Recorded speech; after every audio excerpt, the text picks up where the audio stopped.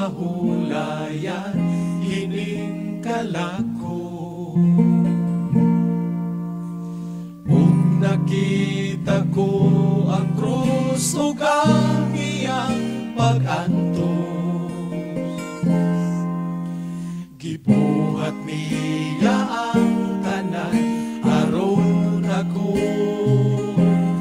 matubos. Unsay ibalos ko sa imong pag-antos, ang pag-atubang kanimo dili tagos. Ako unta ang angayan sa krus, dili matukan ang imong pag-igugma, ang kamatayon mo sa krus. Ako unta ang miantos.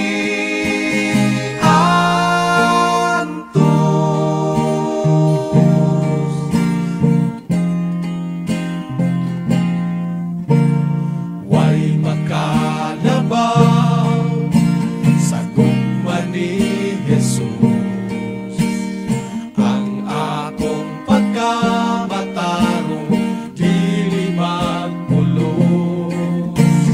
O sa panahon sa akong paggawa, sa walay pagduha-duha siya magatubang.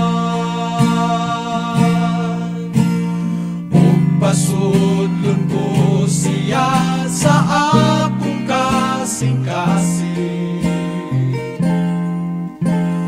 ug magahan